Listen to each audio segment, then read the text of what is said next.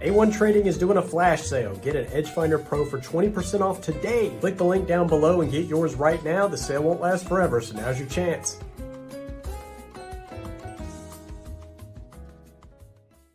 Hey traders, I'm James, one of the content team leaders here at A1 Trading, and as we start today's stream, I wanted to let you know about one of our show's main sponsors, FX2 Funding. With all the craziness going on in the prop firm space, we're excited to share some of the solutions FX2 Funding has put together for their traders. First, FX2 is rolling out DXTrade, which is a web-based trading platform that provides traders a smooth trading experience. It also looks super cool too, but that's not all. By signing up with FX2, you get access to C-Trade. C-Trade is a trading terminal where you can create custom indicators or download ones from the community. Get access to all of this and more by signing up for FX2. So, for traders looking to get funded, you can get 15% off by using promo code A1Trading15. That's A1Trading15.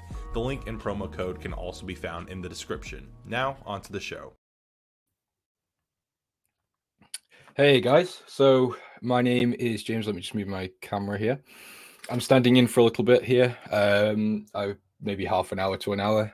So yeah, I see you guys are already talking about gold, dollar, yen. We can definitely cover those. So gold, we can do that first, just because I have that up already, and then we can move on to dollar yen. I've got some very interesting things actually to discuss about dollar yen, which I'll go into in a moment. So for gold, I see you guys are mainly buying. So yeah, we could talk about that. So overall, I do see potential upside on gold. I'm not in gold anymore. So last time I was here, I think last week, you might have seen that I was in quite a few gold long positions. I was stopped out basically at break even on those on the recent drop we just had. Hey James, can you share your screen real quick? Oh yeah, sorry. Just realized I'm not sharing my screen, guys. Sorry, my bad. Yeah, the button down at the bottom. There we go. 1 second. There we go. Should be working. There we go. Sorry about that, guys. New to Streamlabs. So gold. Yeah, here we are. Sorry, I just lost my trail of thought there. So yeah, I was in gold longs last time I was on the show. I think it was last week or the week before. But yeah, I was stopped out on the recent downwards move we had here. So no loss taken, no profits made. However, you know, I do still stand strong on bullish gold. So the reasons are it's still a adequate risk aversion asset.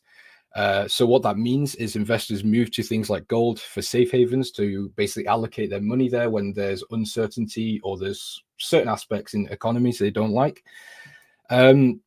So why is it being used as a risk aversion at the moment? Mainly because we have geopolitical events. So we've got, we've still got Russia, Ukraine, and we also have Israel, Hamas.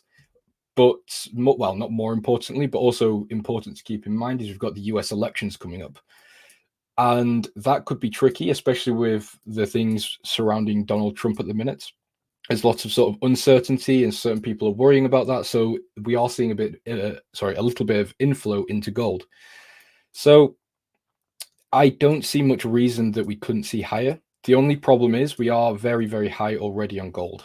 Actually, let me just change this. So if we look on the weekly chart, we have no traffic. There is nowhere really to put a take profit unless you want to go to the recent highs. And for me, this is a little bit too high. I don't like to buy when price is high. I like to buy when price is low. And obviously that's relative, depending on what time frame you're on and things. I understand that. But yeah, for me, I'm not looking to buy it right now. And one of the other reasons is because I'm not super bearish on the dollar. I'm not standing either way. I'm bullish, I'm bearish and things, but it's not, I don't have much of a standpoint. I'm pretty neutral. We do have Fed cuts coming towards the end of the year. And that's when I could see gold going a little bit higher. That's when I would start being a bit more bullish and start looking to actually get in on it. But yeah, for now, I'm bullish, but not bullish enough to get in, if that makes sense. I'm not too convinced right now. So moving on to dollar yen. Now, this is where it gets interesting. So I met, in fact, it wasn't last week I was here, it was the week before, because last week I was in London and I was meeting one of my hedge fund friends.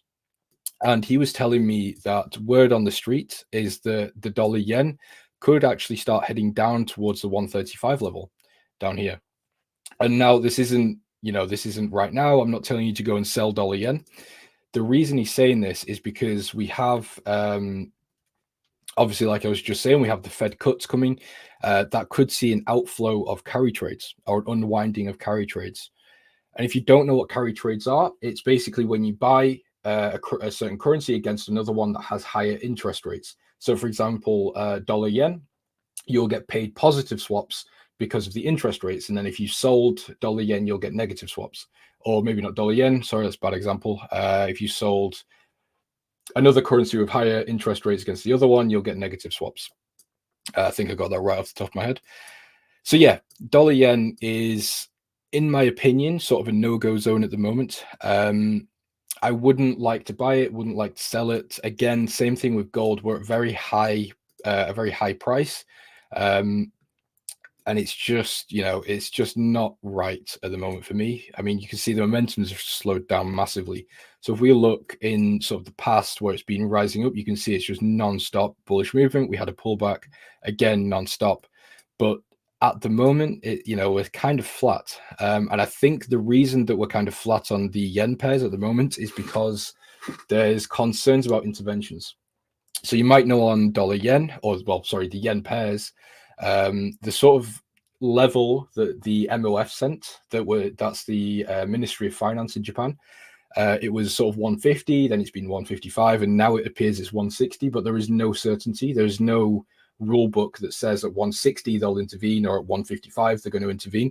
So it's not like we can sort of gauge it or trade around it. It kind of just happens.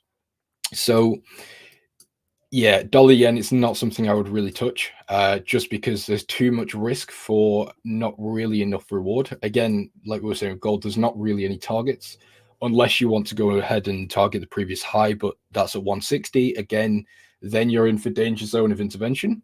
And unless you manage your risk very well, then it could be a loss that you didn't really need to incur. Where's Nick? Nick is away, so I'm just standing in for a short period today, and then you'll be back with the A1 guys. I'm just giving you some short segments and giving you an insight into what I see in the markets. So if you have any requests, you more than happily, I'll take a look if you want to put them in the chat. So there's another quite interesting thing that I think you guys should keep an eye on, which is oil. I don't know if you guys trade oil. Where's that gone? USO USD. There we go. So can anyone tell me what their opinions are on oil? Does anyone have anything? Are you long? Are you short? Are you expecting sideways? Because I have a direction in mind, and I can tell you why in a second. If anyone would like to give me any opinions, we can use the daily chart here. Seems like there's not much. So there was an OPEC meeting on GBP, USD, GBP-CHF. Yeah, I can cover those in a second. So oil, we had an OPEC meeting yesterday. So OPEC are like the big players in oil. I won't go into that too much. Feel free to go and Google who OPEC are. Very important to pay attention to what they're doing and what they're saying. But there is basically less demand for oil, which has caused a decrease in the price. Of course, again, there's geopolitical reasons for that as well. But in a nutshell, OPEC are cutting their supply. Not totally, and not by a huge drastic measure, but it's enough to drive up the demand. Or that's what they say. So yeah, I'm looking to go long on oil. Not right now, but definitely within sort of the next coming weeks. So they'll be cutting oil supplies until 2025, they said. So I don't know how far into 2025. I'm assuming Q1, so it'll be January, February, March. So yeah, definitely keep that in mind if you are an oil trader or if you like to look at oil. If market crash, oil up, potentially. Speaking about USD CAD, actually USD CAD, I just had a trade on that this morning. So just went for a 1-to-1 here, closed out for around 0.7%. So I can show you, for the skeptics out there, you can see sell entry here, buy and exit here. So yeah, USD CAD was quite a nice one. So if we look at the EDGEFINDER, where is the EDGEFINDER here? You can see that, let me just find it. USD CAD here is bearish, so that was already a good confluence.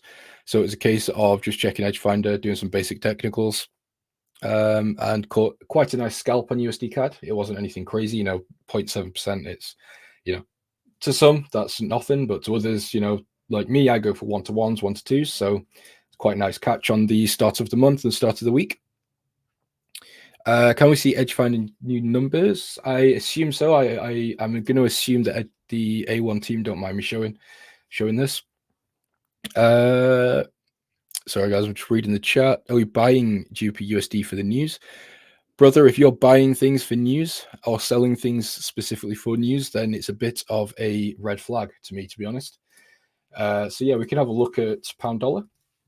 But if your aim is to go ahead and trade this just because news, then maybe have a little bit of a reevaluation. So let's see, we've got ISM in 18 minutes. Sorry, PMI in 18 minutes. So that's interesting. We'll see what happens there. Let's see the forecast. I actually haven't looked at what's coming this week.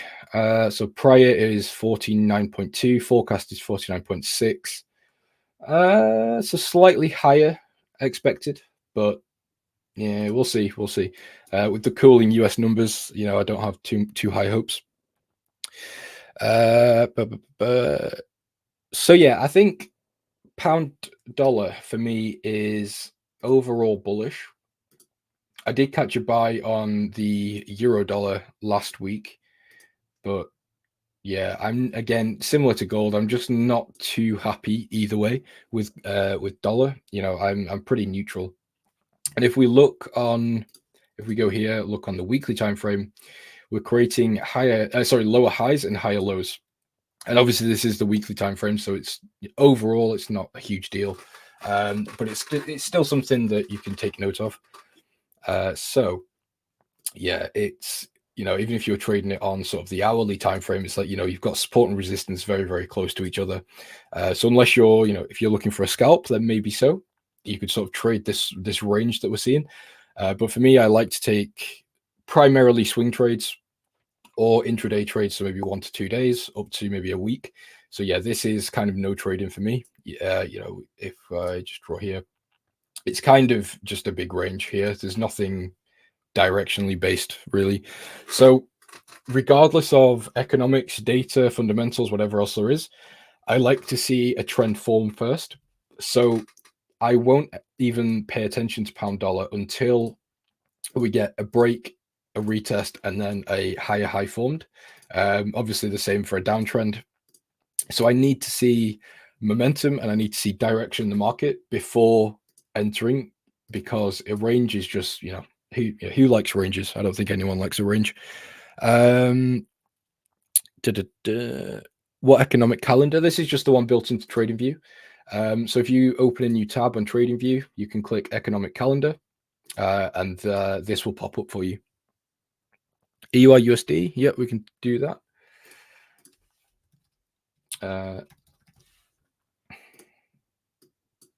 Do you guys trade stocks? I'm not a huge stock trader, but there's some really good seasonality things I can show you if you guys are interested in seeing some historical data on some stocks. So there's one or two I'm paying attention to because we could get some nice movements on there. But yeah, we can go into that in a minute. So euro dollar is very similar to pound dollar. It's not really in a position for me to take it. I did get a long position here. So I closed out, it was around this. I can't remember off the top of my head. And the reason for that was, if we go on the 4 hours, this was what I was talking about on the last stream when I was here, which is the entry model that I follow, which is a 200 moving average with the RSI and some market structure. So this was basically the trade. We had, a nice resistance, came back down to retest, rejected moving average, we were oversold and jumped in.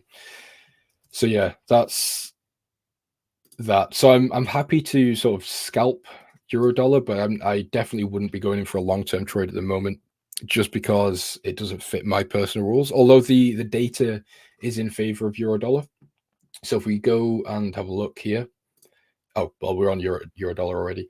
You can see it's very, very bullish on EDGEFINDER. So again, my bias would be to the upside, but first I need to see the chart tell me, I need to see an entry first. My trading strategy is very simple. So I just explained it a little bit there, but I can show it better on here on MetaTrader. So what I do is I have to have the moving averages. So this is the 50 and the 200 moving average in the same direction as the daily time frame. So if the daily's bullish, I need the hourly time frame to be bullish. If it's bearish, I need the hourly to be bearish. So they have to match. And then all I'm doing is finding a trend. So we can see here we're moving to the downside. We find a pullback. So in this case, we had this pullback, and then I entered. I mean, there's a lot more to it. We've got the pivot points.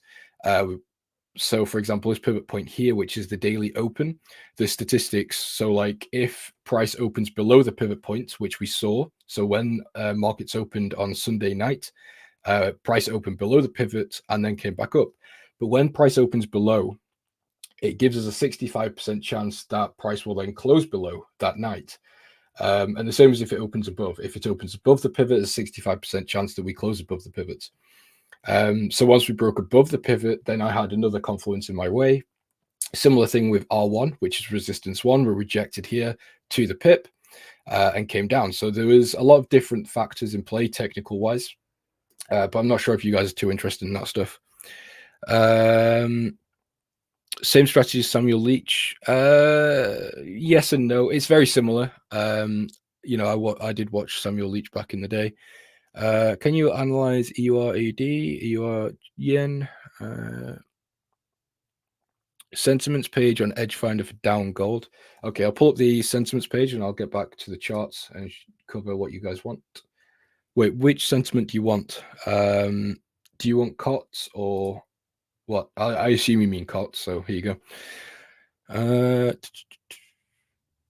US 30. So actually looking at COTS, US 30 is the most shorted asset at the minute. Now, one of my personal trading rules is I don't short equities. I don't short any of the sort of stock market really, unless there's a black swan event like a company's going bankrupt or whatever. But yeah, I don't short equities, just because if we look at US 30, let's put it onto the daily. So if we look, if we are trend traders, if we always want to trade with the trend, why would you short this? I mean, obviously we have dips. I'm not saying that it doesn't go down. Obviously it does. But overall, if we want something in our favor, obviously the trend should be there.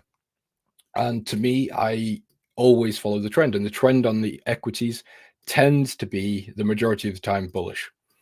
So even though I would look to short this, so if we look here, so these arrows you see, it's an indicator that I made for my strategy.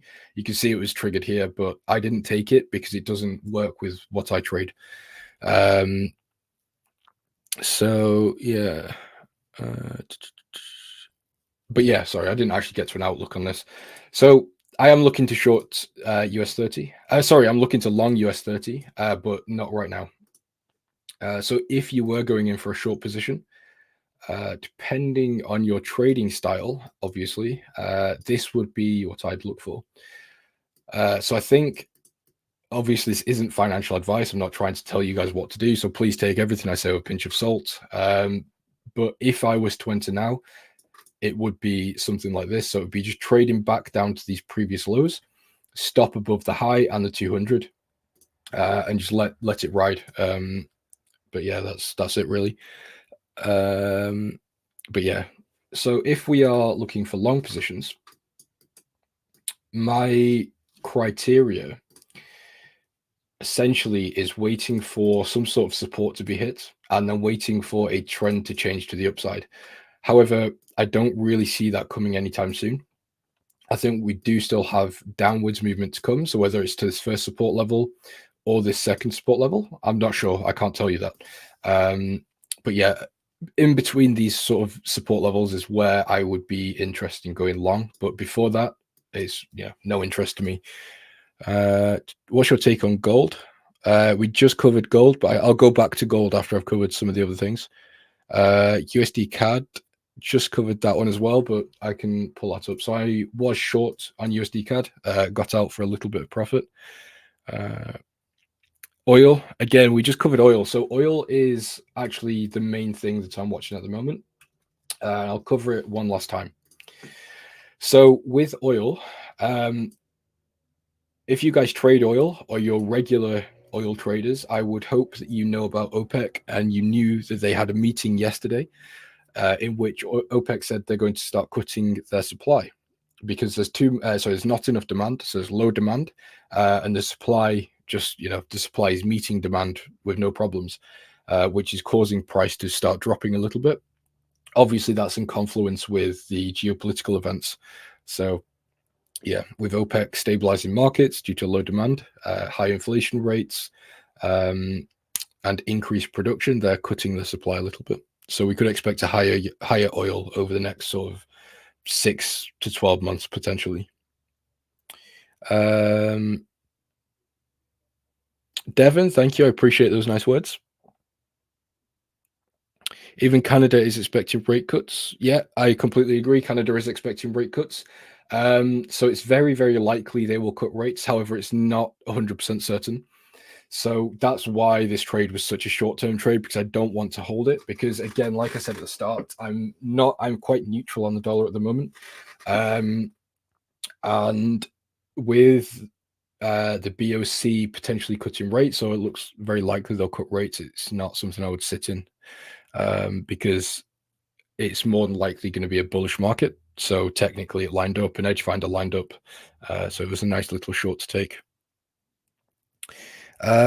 Yes, actually. So ZA, there is some very interesting things I can show you. Let me just pull this up for 1 second.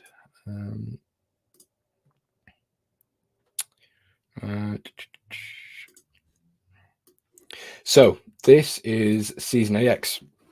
Now I have no affiliation with them. It's just a software I use. I'm not plugging anything, but this is a software that is built for historical data. So what we do is we filter out trades based on their seasonal performance around this current time. So if we go to the NASDAQ, we can see, for example, Tesla. So if we take today, so June the 3rd, all the way to August the 2nd, August 3rd, roughly. So the next 2 months, we can expect, we can't expect anything. That's probably the wrong thing to say. But over the history, there's been a 90% winning trades, which means if you bought through the past 10 years at these current dates that are displayed, 90% of those trades would have worked out well, had 1 loss and 9 wins. So you can see here from 2014 to 2023, it's only had 1 negative year during this period.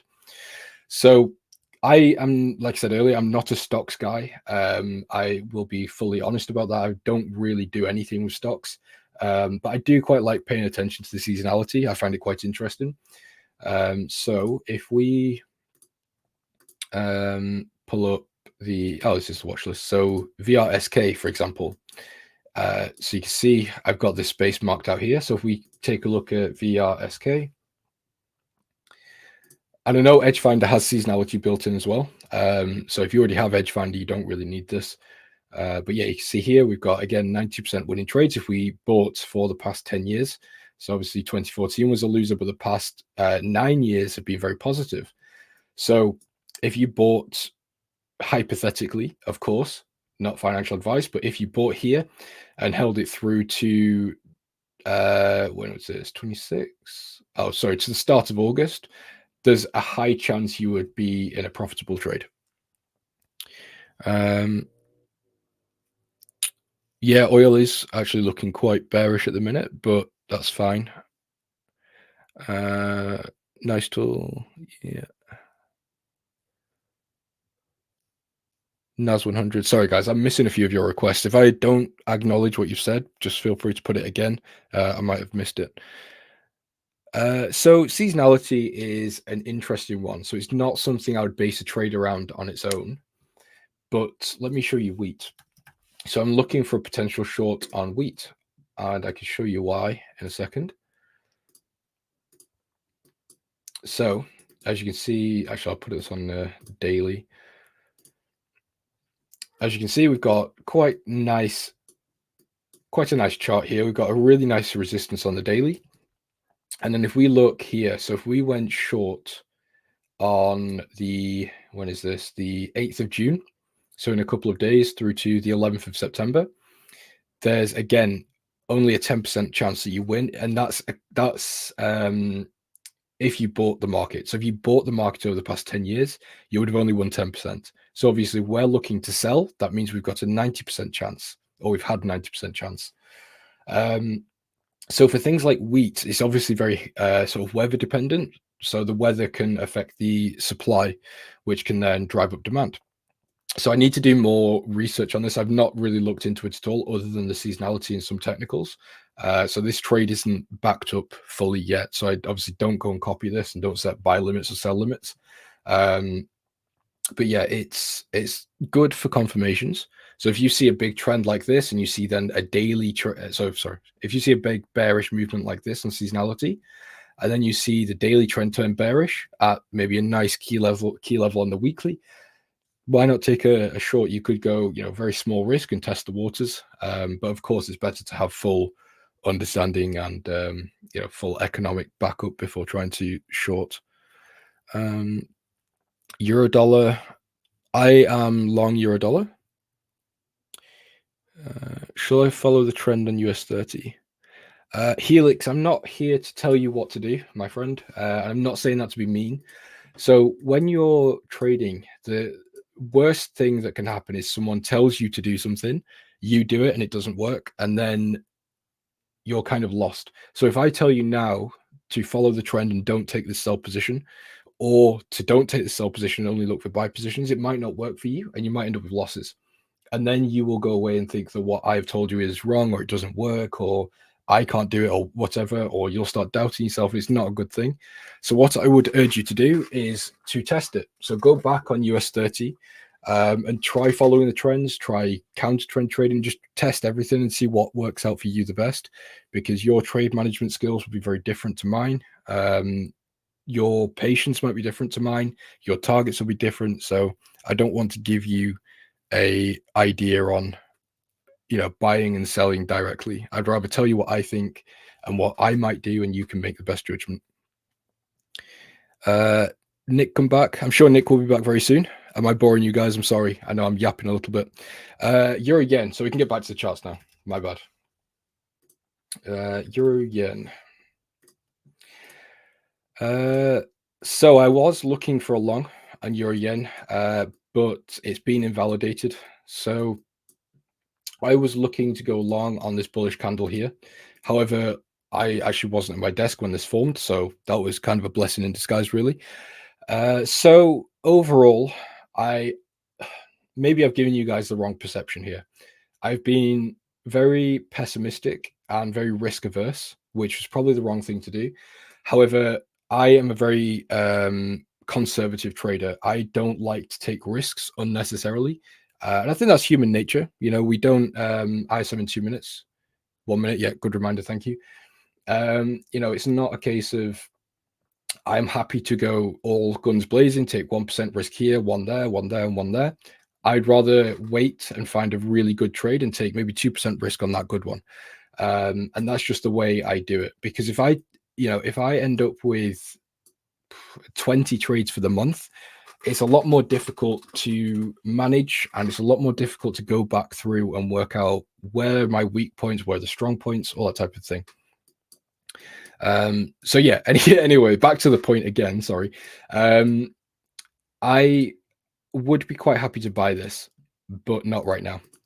So I would need to see price come down to potentially support here or down here. But yeah, for now, it's a no-go. There is no trades for me at the moment. Shamar, thank you. We've got, so what we can do is, should we do a vote? Do you guys, actually, hold on. Let me pull up gold on one chart. Then we can see it.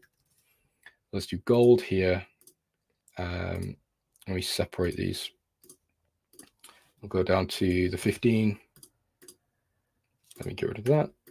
There we could pull up the DXY. We could get NASDAQ. Is there any other charts you guys want to see? ISM came out, so we've got, previous one this week. So it's 48.7. So it was actually worse than forecast. So we've got dollar bearishness. So let's just pull this up on 15. Here. We are still holding this weekly support level. Or daily support level, sorry. So it's not a case of we have broken support yet. So we'll see if we can get sustained momentum from this. It looks like we are. So yeah, it's interesting. So it looks like NASDAQ didn't have too much of a reaction here.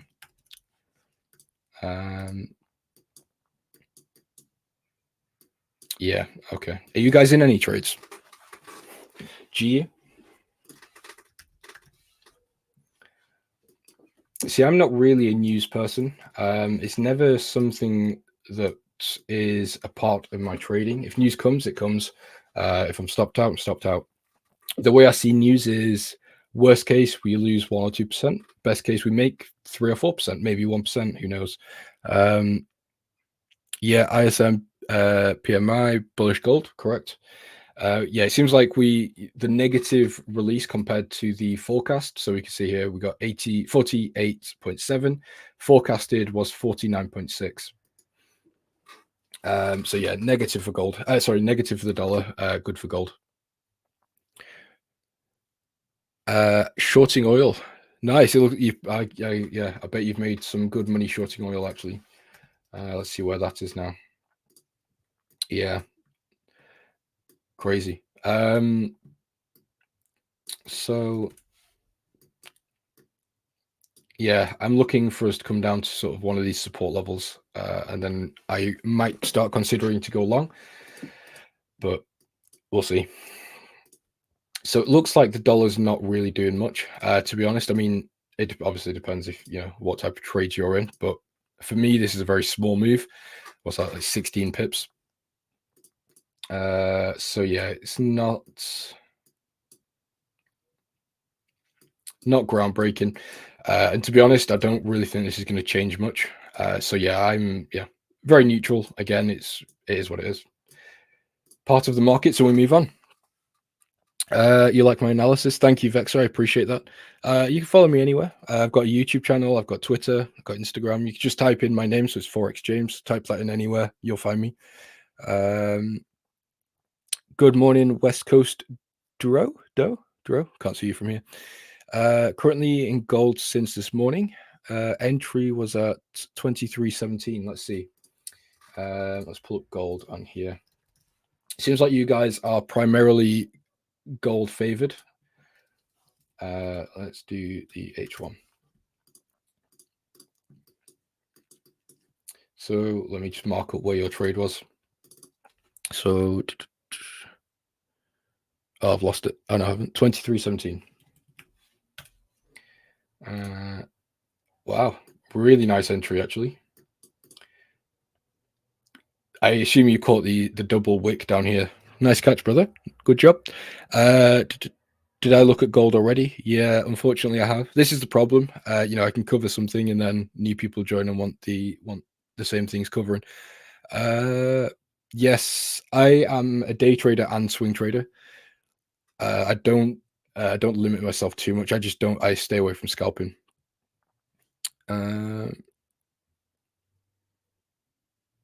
J.R. Young, yes. So OPEC, So Google who OPEC are, first of all. They're essentially the big boys. They essentially run oil. They said they had a meeting yesterday, and they said that they are cutting production. So I don't know if you guys can see this. I've got it on a sticky note here. I keep everything about the markets is on a sticky note here. I don't know if you guys can see. Let me just do that. So you see I've got loads of sticky notes here, and that's where I keep all my information. So if something changes, it's on a sticky note. If something happens, it's on a sticky note. So yeah, anyway, back to the point. So OPEC are cutting the production of oil until 2025, or into 2025, should I say. The point of it is to stabilize the markets because there is low demand, there's high interest rates, and there is increased production. So if they're cutting the supply, that obviously then increases the demand because there is lower supply. So in turn, in theory, anyway, that should make the oil prices higher. But of course, we do still have geopolitical problems, so we'll see. USD ZAR. Wow. You know what? I would like to cover USD ZAR. I don't ever get people ask me to cover that one. I don't trade it, to be honest, but actually, I quite like it. So let me just have a look.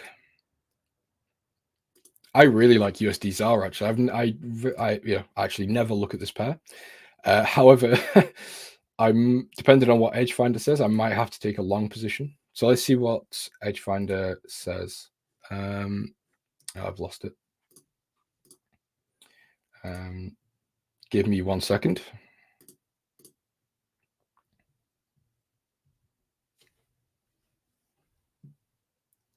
I'm not sure. Okay, so we are bearish, which isn't good actually, because I wanted to go long. So maybe I might ignore this. Technically, this lines up for me perfectly because we had, what was I saying? Does anyone know? We have the pullback to 200. We have the RSI becoming oversold. We're now at a 50% pullback level, and this marks up with previous structure. So this looks like a break and retest. So yeah, technically this is perfect for me, but yeah, it's not backed up by the data, so I'm not going to take it. So if anyone doesn't know about the 50% pullback, it's very, very strong. It's basically a way to potentially time entries. So I'm making it sound a bit more complex than it is. You guys should know about the sort of golden zone in the fib, but it looks like this. I actually just posted a video about this, so feel free to go and take a look on my YouTube channel. So I don't want to repeat myself too much, but for example, if we get a 100 pip move to the upside and I want to go in for a long, I'll draw the fib and I'm looking for the 50% pullback, so around 50 pips, give or take. And once we reach that and we start seeing exhaustion and a potential move to the upside, that's when I can go for an entry. And I layer that on with the RSI and the moving averages. So USDs are US 30. Okay, I'll do US 30. I'll do one more. And then I'll call it a day. News review. So there's no news review from me because that's not my specialty. I don't really pay much attention to day-to-day news. I'm more of a macro guy, so I pay attention to the big picture, not just PMI. So obviously that accounts for certain trade ideas, but it's not something that is a game changer for me unless it's some serious thing. US 30, yeah, it's not doing too much. So for me, this is a no-go zone just because I don't sell the equities. I would feel free to rewind the stream because I did cover US 30. I told you, if I was to buy or if I was to sell. We can do NAS 100, and then I'm going to call it a day because I've got no water and my voice is going a bit dry. And I have some business things to take care of. So NAS, let me see. I quite like NAS to the upside. I'm not totally happy with this pullback here. I would need to see a larger pullback before I was going to go long, to be honest. So let's see. Yeah, for me, there's not much here in terms of technicals. Let's have a look at what the EDGEFINDER says.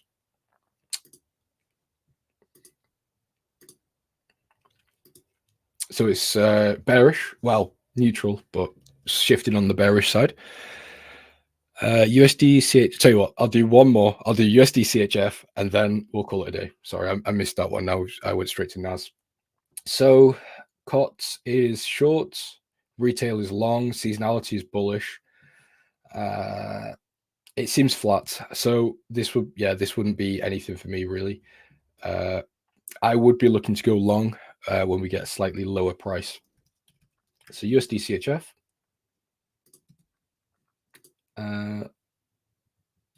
Okay. Is the dollar still dropping? Yeah, the dollar's still dropping. So obviously I wouldn't be doing anything right now.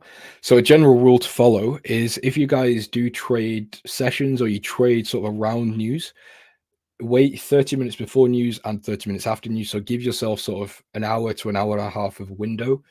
Just let the markets fluctuate before the news and sort of range.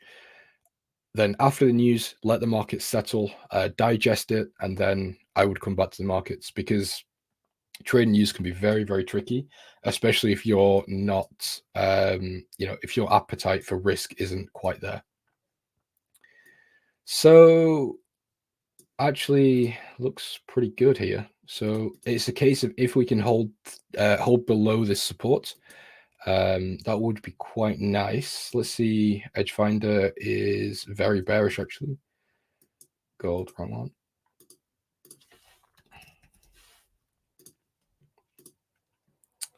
So I quite like this to the downside. So what I would do, or what I would be looking to do, is wait for this break to finish. So I would be looking for the break, the retest, and a continuation to the downside. Now, this retest here, for me, would need to coincide with this 200 moving average. So where's the brush tool? I don't really use a... There we go, brush. So I would need to see the 200 moving average sort of come down like this. And then price would ideally hit somewhere around here, which is obviously with the 200. And that would be my entry.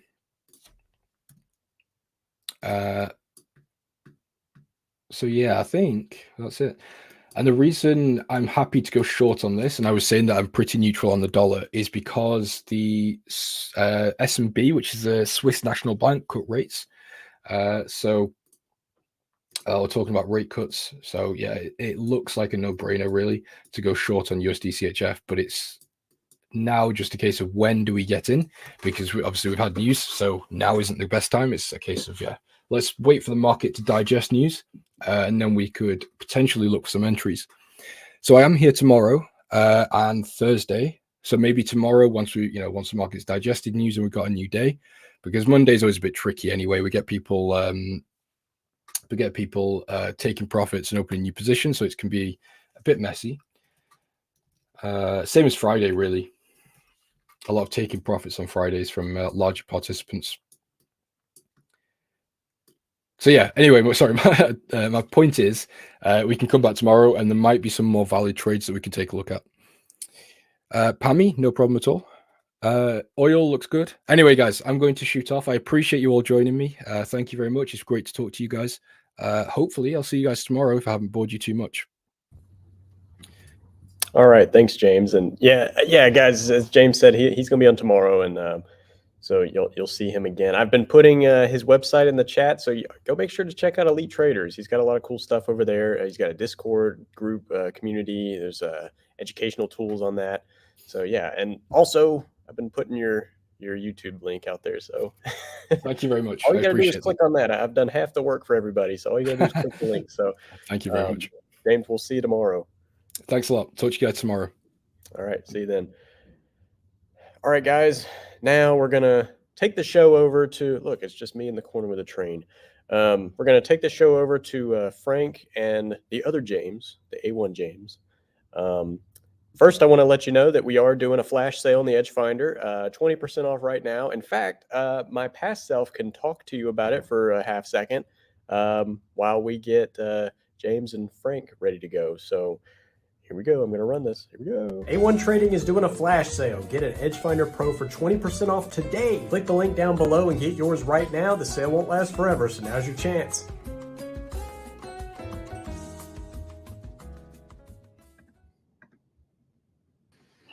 All right. What's up, James? What's up, Frank? How's it going, everybody? Again, big shout out to Forex James for helping us out today. He's going to be back 2 more times this week. So if you enjoyed his analysis today, he will be here tomorrow as well, and then he will be here on Thursday. But yeah, today Frank and I are going to take a look at some markets. We had the PMI news that just came out. I know James was taking a look at it. He gave a little bit of analysis on it, but Frank, did you see those numbers come out? I did. It was mixed. We had final PMI higher, and then ISM, which is the Institute of Supply Management, came in lower at 48.7, which was previously 49.2, which is not a good sign. Although the difference I'm seeing between final and ISM is that final is like 800 managers that they survey. ISM is only 300, so it's kind of hard to tell where sentiment lies. But they kind of were drastic changes for PMI. It was almost a whole percent move on both sides. So different readings from different sources, but the mixed sentiment doesn't really seem to be affecting the markets at all. Like I was watching the S&P and the NAS, and things are still kind of break even, like where we started this morning, but we have a lot of day left and we have a lot of news left this week. So that's something to keep in mind. Having PMI mixed right now with jolts coming in tomorrow at 10. Jolts is not necessarily a big indicator of market sentiment, but it does cause a big initial reaction. So traders might want to look out for that. We have private payrolls coming out on Wednesday, which are expected lower. And I believe the private sector is kind of hurting more than the corporate companies and their employment numbers. But we have what else? Unemployment claims every week, and then we got wage growth, the big NFP on Friday, and the unemployment rate. So I don't know. There's a lot of stuff to look forward to, and this is probably going to be a big week for the dollar. It's already down, and I think that investors don't necessarily care about PMI. At least that's what it's starting to look like. But down the line, when we have services coming out Wednesday, and then NFP Friday, that's going to be a huge mover. I think a beat is probably going to be good for the stock market. I think overall the dollar seems kind of bearish. I don't know if you've been keeping up with the dollar trend lately, but it's just been kind of all over the place. And then I think the end of this month, it just started to decline. So I don't know. Yeah, that's kind of just what I'm looking for this week is what NFP is going to do. Yeah, there's definitely a lot to look forward to this week, and Nick will be back on Friday for NFP, so that'll be a big stream in the return of Nick. But you're right, the dollar had just kind of been trading in this range for, quite some time. We hadn't really broken out of this consolidation, but today on this big hourly candle here, they did not like those PMI numbers. Evidently, and we've broken through these lows that we hadn't broken through in a while, around the 104, 104.3 range, 104.4, trading down at 104.2 right now. So yeah, big downward move for the dollar today. Frank, do you want to start with, you want to switch it up a little bit, because James just gave a lot of Forex analysis. We could take a break from the Forex, come back to it in a little bit, and talk a little stocks for a little while. Would you like to start with that? Sure. Stocks this week, I guess I'm just looking at earnings plays, but I'm not looking to buy and hold anything right now. I'm seeing, so we got CrowdStrike coming up on, I think it's Wednesday, or it's tomorrow. tomorrow evening we have CrowdStrike earnings, and this is supposed to be a large expected move. This is kind of a range I've drawn out. Just, I usually have Chris here he's subscribed to a service that sort of shows the percentage move and the average point move 1 to 8 days after earnings. So it would be better to talk about that with him. But I do, just by eyeballing some things and coming up with a range of price movements, I think that so we have CrowdStrike as one of the big movers. And I've taken some credit spreads. If you've listened to Chris talk about those, he's big on selling options more so than buying.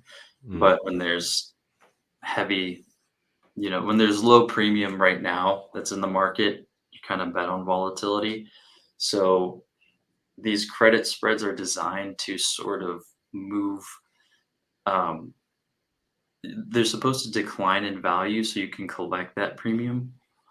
So it's a capped amount of risk and reward, but it's also cheaper than doing, say, an iron condor where you're buying options and waiting on that expected move to happen.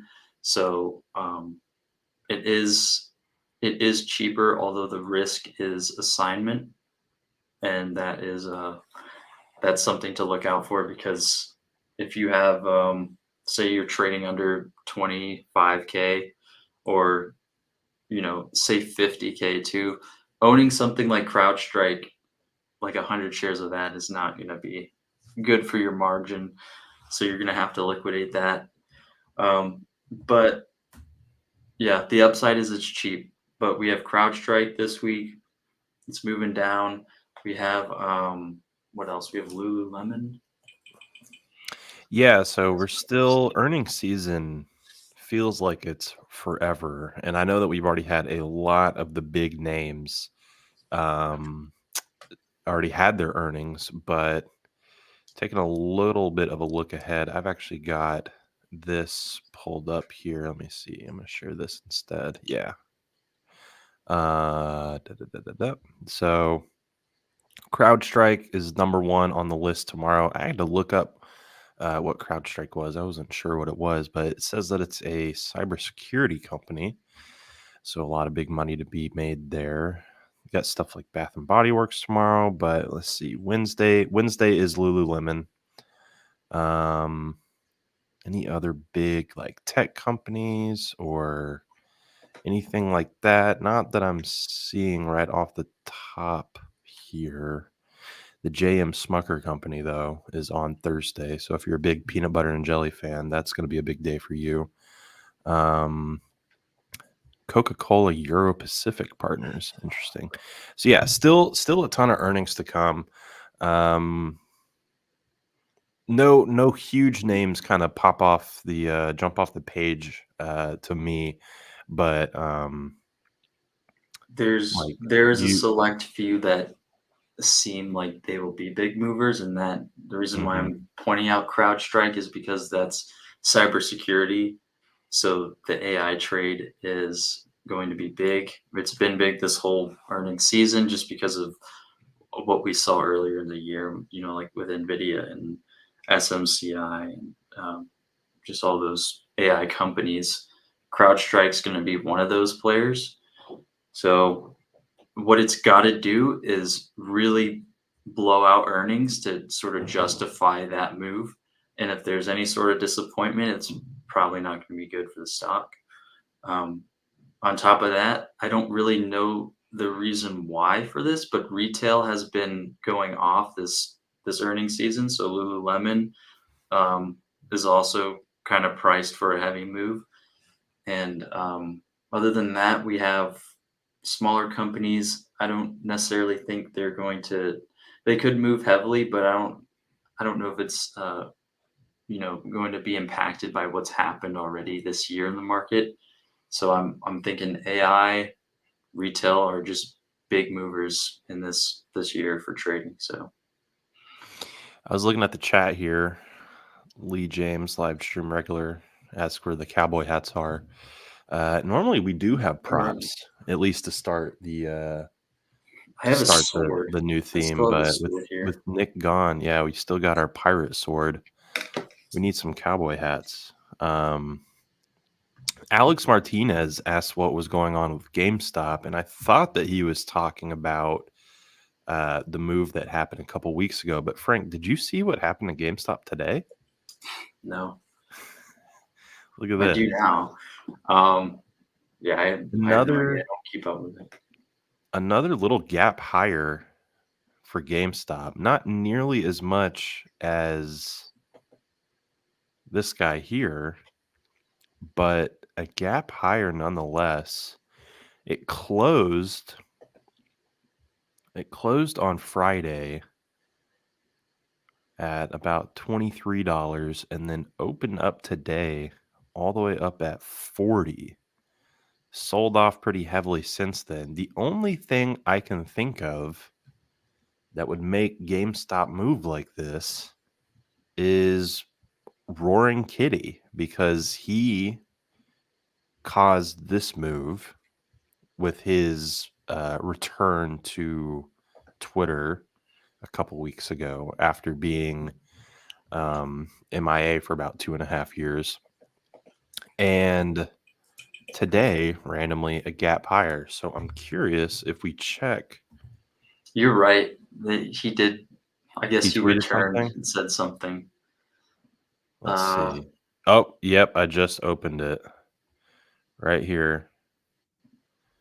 The Uno reverse card. Apparently, that's all it takes. That's all it takes for stock market manipulation is Roaring Kitty to tweet a picture of an Uno card. That's great. That's the danger of that, is because you just have a huge retail trade that doesn't make any sense. And say, like, even today, so GameStop, it's up 36%, but it opened at 40. It's now down to 31. So Mm-hmm. people with options plays, they're not necessarily successful unless they have precision and like a pinpoint uh, you know open order that they can just get out if they want to. But the stock moves so fast that I feel like a lot of orders just don't get filled. So it's just it's crazy to trade short-term options like that. But people do it. People can be successful, obviously, but that whole thing with, like, Elon will say something about Dogecoin, or Roaring Kitty will say something about Reddit or GameStop, and the stock explodes for like 15 minutes. It's just not Yeah, I think that he's treading on some dangerous water here. I don't know, because the first GameStop incident, I don't think anybody could really blame him for what he was doing, because he had a theory that GameStop was undervalued, and it was just kind of like this perfect storm of stuff where he didn't have any real influence in the beginning. He was a nobody who started talking about this stuff, and people started listening and buying, and it began to work, and it became this meme, this fad, whatever, this trend to hop on GameStop. yo. And then he disappeared, and then he came back and kind of did the same thing and disappeared again. But now the third time, he knows what he's doing, and he knows that he has direct influence over the price of GameStop stock, which I think is probably an issue. I mean, it was fun in the beginning, but now it's getting to the point where it's like, how many more times is he going to single-handedly pop up GameStop stock before somebody steps in and does something about it? Dude, I'm not entirely. I'm sorry, I didn't really listen that much because I just read a comment on here. Forex analysis 101 here, or Did he say that? Someone said Berkshire Hathaway, and it plummeted 99%. That's Warren Buffett's company. Type in BRK.A. It went from $600,000 per share to Wait. 180. What? I don't know. I feel like that's a blip. Like what even is that? Okay, so the New York Stock Exchange is investigating a technical issue. I think I do think this is a blip because that really makes no sense. It's only showing up on the what? Where does this start? 5-minute chart. If you pull up Berkshire Hathaway B, it's in the same spot it was at. So Oh, they've turned off they this halted market trading. completely. The last candle is from 9:50 and it's 10:30. So this thing, and I'm on a 1-minute chart. So this thing has stopped trading entirely. Yeah, that's strange. So is this like a glitch or something? What? James, that was a 5-minute candle. This is a 1-minute candle right here. Mm. It stops at 9:50. Man, I wish I could buy it right now. Yeah, for real. That's unbelievable. So hold on. So Berkshire Hathaway. Let's check Twitter. Twitter knows everything.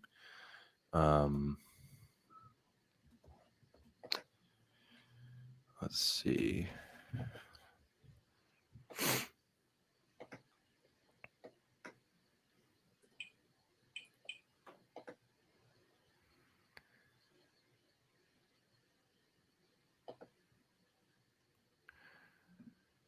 I'm gonna tell my kids this was Berkshire Hathaway.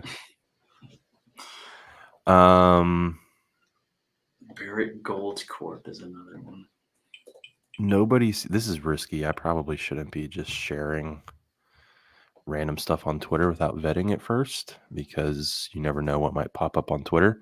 But I'm currently looking for some sort of answer to this. I saw this tweet, the very first tweet here, does say that the New York Stock Exchange has said it's investigating, but as far as I know, we don't have any update on that.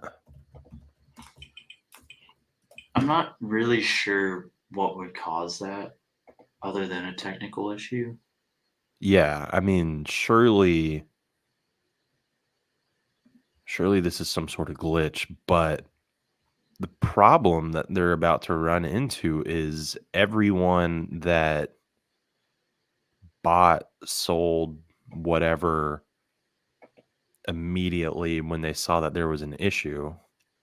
If you were looking at this chart and it starts moving down, I will actually, with a move like this, I would imagine that it just went in 1 second it was normal, and the very next second it was just all gone. I would imagine this isn't a move that starts slowly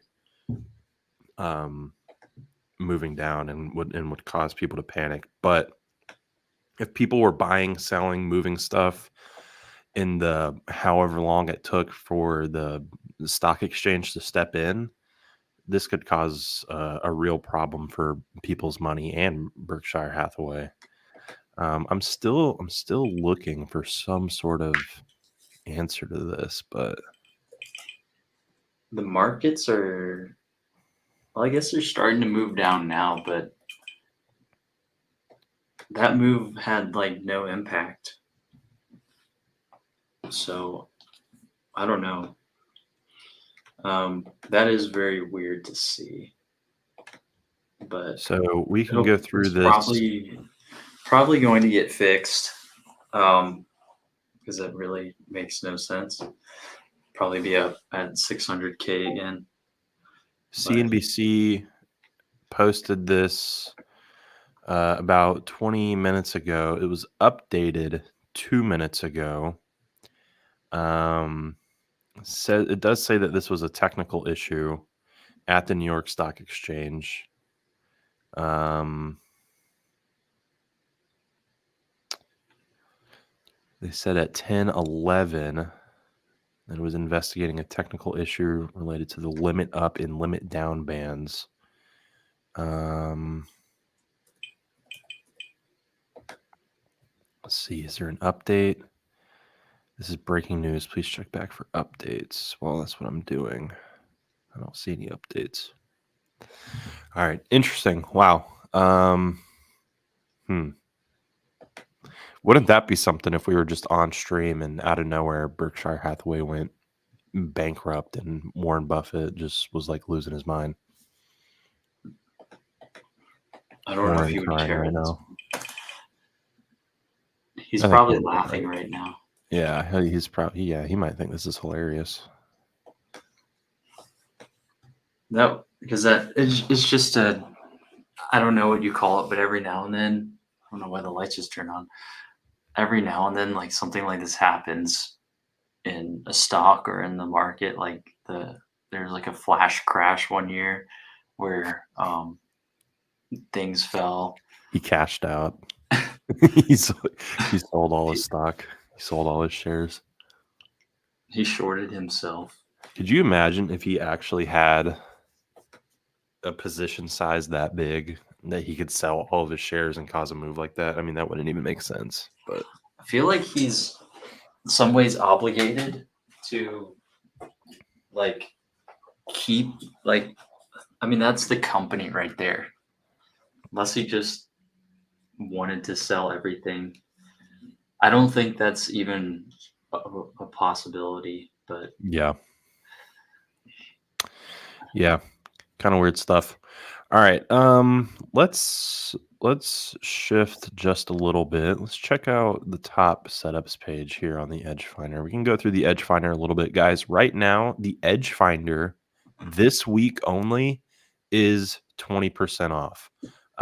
We do have a link that we can throw in the chat if you guys want to talk to somebody about the Edge Finder. If you have questions about the Edge Finder, we have an office full of people ready to talk to y'all. In fact, there's people out there and they will talk to you about the Edge Finder. If you click this link that will maybe get dropped in the chat, you guys can message in 20% off this week only. Check out the Edge Finder. We're going to go through a couple things right now. Should we go over the COT data first? Let's do that to start off with.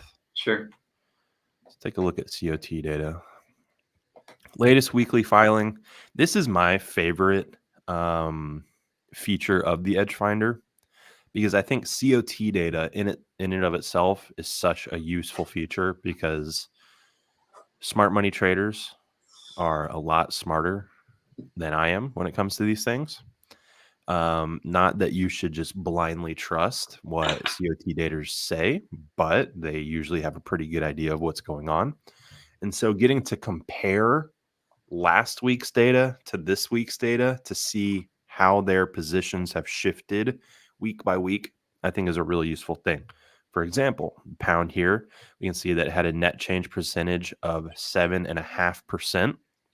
So from last week's COT data to this week's COT data, we're seeing an increase of 24.5 thousand long contracts, just an increase of 154 short contracts on the pound, bringing the overall long and short percentage to 57.9% long, 42.1% short. So still, it's not like they're heavily favored long on the pound right now, but a big shift in long sentiment from last week to this week. And moving into next week, even if we see another similar move like this, then we'll know that institutional traders are really bullish on the pound right now. But something to keep an eye out on. Gold, oil, silver, the Nikkei, the US 30, are our top 5 most long assets in when it comes to COT data right now.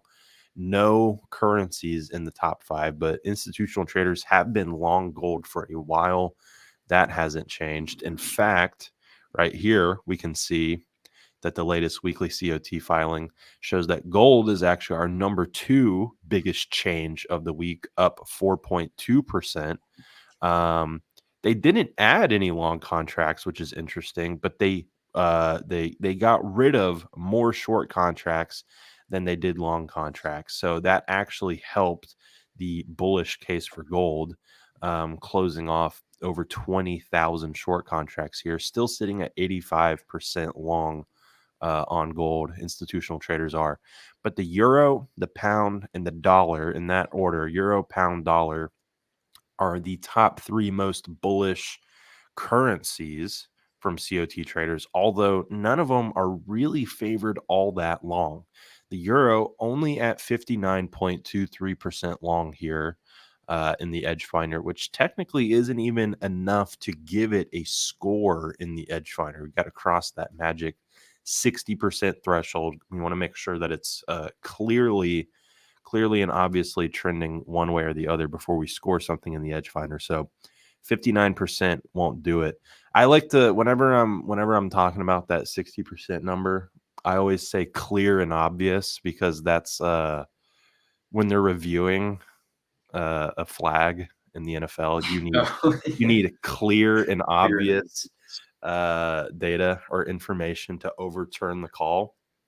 So I say clear. It needs to be clear and obvious that we are trending one way or the other before we score something like that. We can't overturn something. We can't score something unless it's clear and obvious. You know, The call's not been overturned yet. yeah. Flag on the play, call overturned. But yeah, does this is anything standing out to you when it comes to gold? They are really, or not gold, COT data, but they are really short. The yen and the Swiss franc right now, 86.6% short on the yen, 85.63% short on Swiss franc. Is any of this COT data, pointing anything out to you? As a whole, COT is showing kind of anti-dollar. They're buying up the pound, gold, NZD, euro, AUD, and keeping this in mind, USD sees like little to no interest this week, and it hasn't for a while.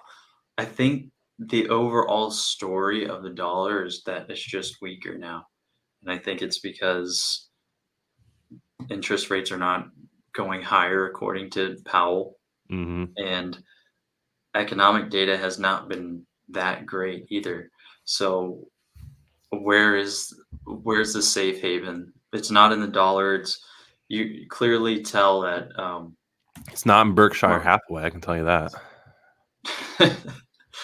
Yeah, definitely not Berkshire.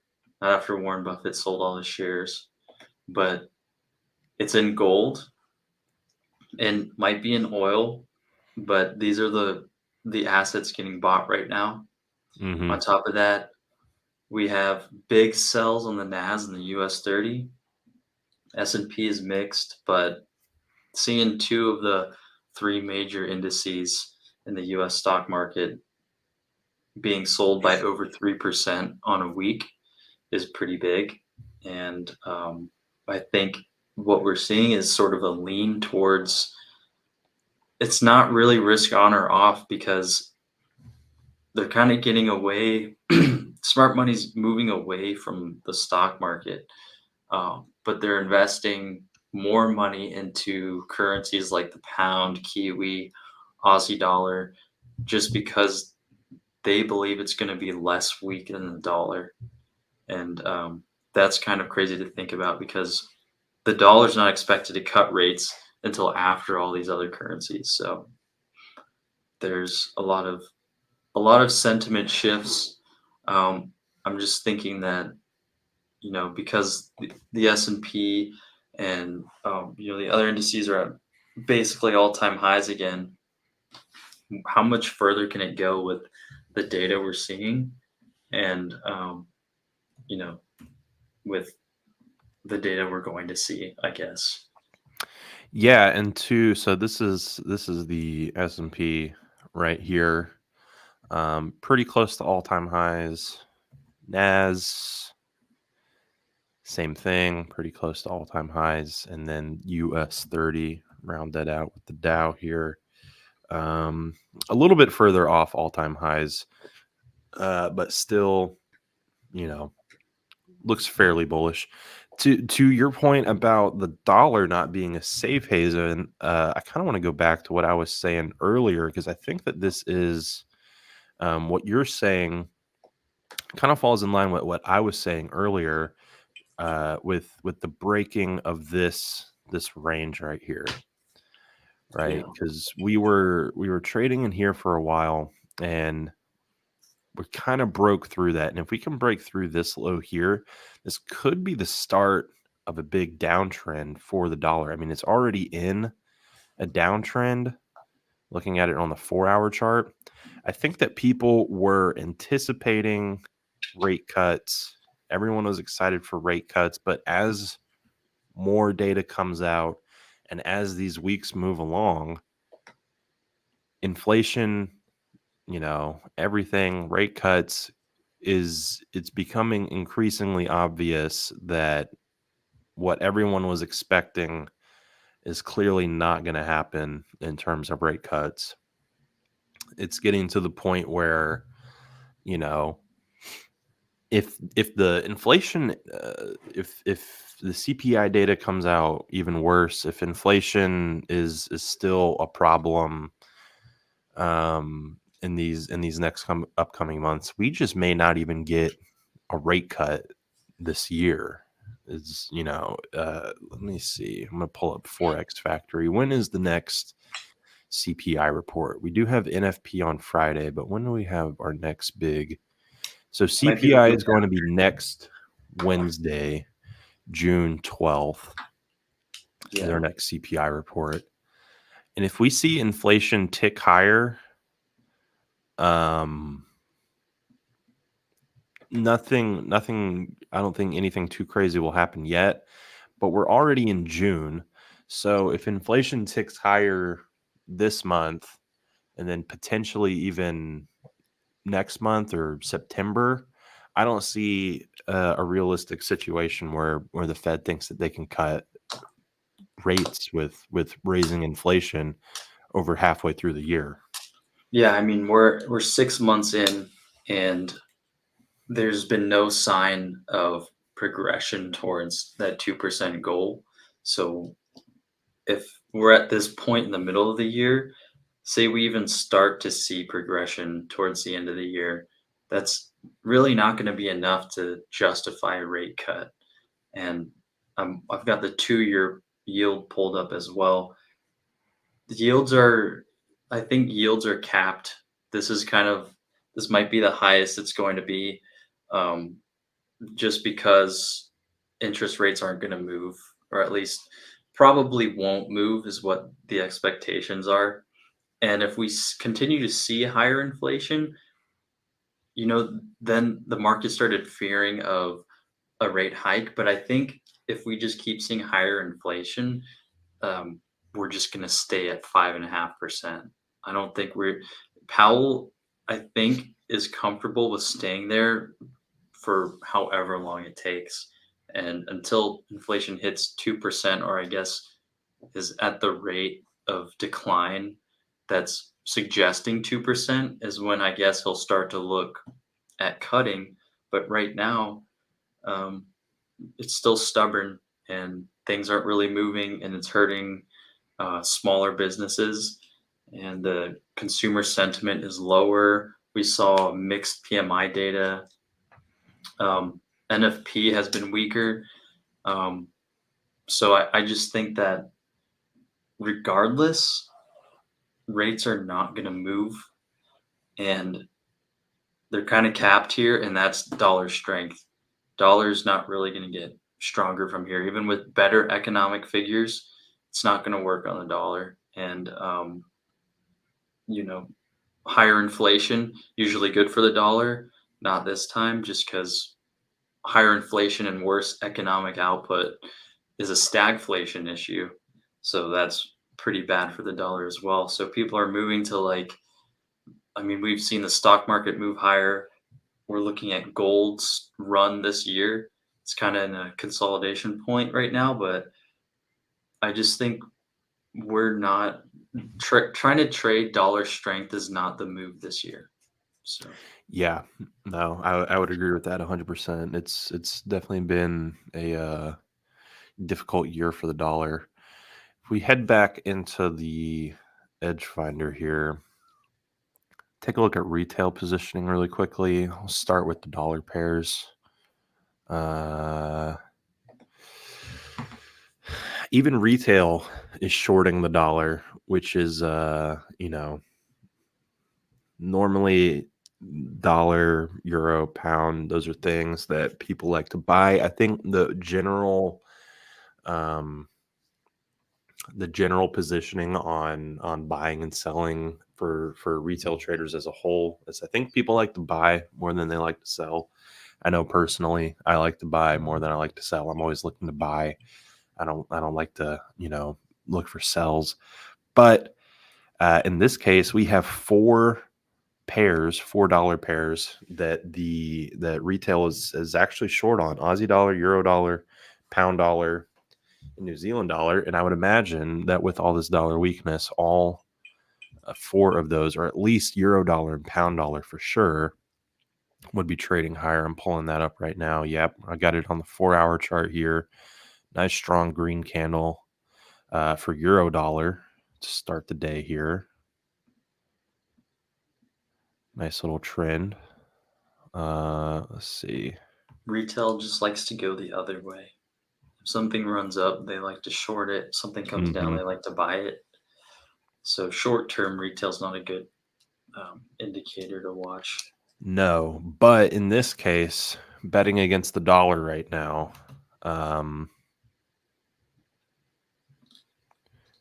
Wait.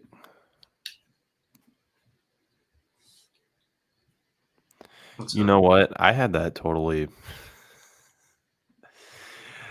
I was looking at this and I was thinking, oh yeah, they're selling the dollar, but No, in they're reality, selling. they're selling euro USD, which you're Yeah, right. but the contrarian signal is that Right. it's bullish because they're Right. The Edge Finder is telling you euro USD is getting a bullish reading based off this because they are selling euro dollar, and you're right. I was a little I need my second cup of coffee before I start giving trading analysis. Apparently. I mean, it's confusing sometimes. Like coming up with the scores for these things is very difficult because you have to think. It's like you do a whole 180 way of thinking, and then I don't know, because when you have 2 pairs against each other, it's like that's strong for this currency, but does that make it weak for the whole pair, or does it make it strong for the whole pair? But Right. yeah, they're by buying Aussie dollar, euro dollar, pound dollar, Kiwi dollar, that is showing that they're basically short dollar. Mm-hmm. Yeah, right. So Aussie dollar, euro dollar, pound dollar, New Zealand dollar, getting one bullish reading here from our retail positioning. Well, let's check out the top setups and see what our top setups look like. Euro dollar is our most bullish setup of the day. Very bullish with a score of plus 13. If we want to take a closer look at what that looks like, open up data scanners, Forex, euro dollars, first one that pops up here. And it would actually have even in higher score if just this 59%, if we just cross that 60% right here, that would tack on another +1 score here for COT data. So this really could potentially be a plus 13, plus 14 score for euro dollar. And it is certainly trending higher today. I've got it pulled up on a 1-hour chart right now. And we've seen PMI. 1, 2, 3, 4, 5 consecutive green candles in a row. Nice little trend here, trading up towards the tops of these here. So we'll see if it can break through that level right around 1.088, trading at 1.087 right now. The next most bullish asset was gold. Gold trading higher today as well. I haven't taken a look. Let's see, XAU, US. What am I doing? XAU, USD. Gold trading higher on the day as well. Gold is also kind of stuck in a range a little bit, maybe a tiny bit of a downtrend, but certainly trading higher today. Certainly looks bullish today. I think gold is bullish. You think gold is bullish right now? Yeah, I mean, if you're against Oh the yeah, on a dollar, daily chart that looks way more bullish. I was looking at an hourly chart. well, not Yeah, just and the it has had a chart. little bit of a pullback, which of course is normal. Yeah, it isn't just the chart though. It's if like from what I've said, I'm kind of dollar bearish. So if I'm dollar bearish, what would I Mhm. buy? What would I trade to go against the dollar? And it would be gold. Gold and I mean risk on assets such as like stocks, but I'm not that confident in the stock market either. So what is a good alternative? And gold is one of them in my opinion. But yeah, we're at a very strong uptrend, and we came down to test this sort of upwards trend line that was broken, and now it's being used as support. It's just now it looks like a channel upwards. So it's like buying the dip on gold is better than buying the dip in the stock market right now. Mm-hmm.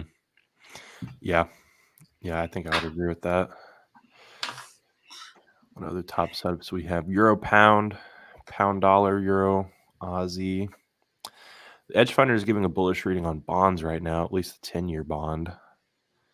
And then we are getting USD ZAR, USD CAD, USD CHF as bearish readings. So we do have some dollar crosses with bearish readings, which is significant, especially considering it's dollar Swiss, dollar CAD, dollar ZAR.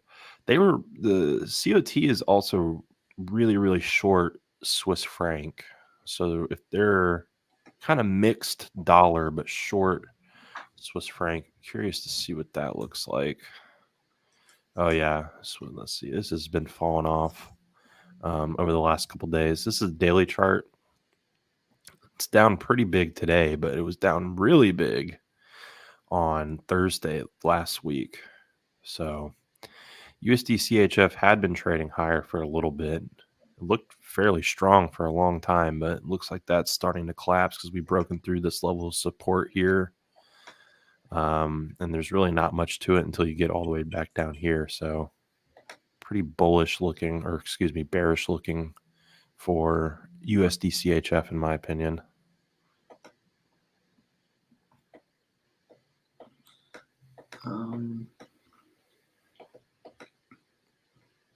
I wouldn't really know why Swiss franc is weaker than the dollar, but maybe it's because they're focusing on looser monetary policy, kind of like Japan. I don't know. Are they in? Yeah, I They was were just negative speaking interest rates for specifically a while. about I was speaking specifically about the COT data. The COT shows that they're super short yen, super short Swiss.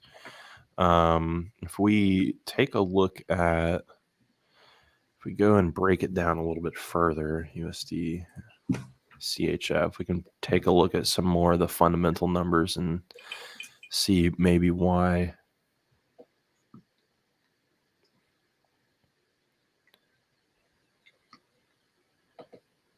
Their GDP is slightly better than the US's most recent GDP numbers. Their PMI numbers are a little better than the US's most recent PMI numbers.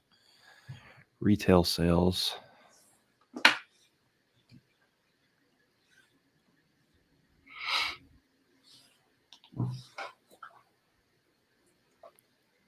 Yeah, I don't know. COT is just really, really short Swiss franc right now. which looking at some of these numbers, they're better than their most recent scores, but at the same time, when you compare them to the dollar, it's better than the dollar. So at least the dollar's most recent fundamental data. Yeah.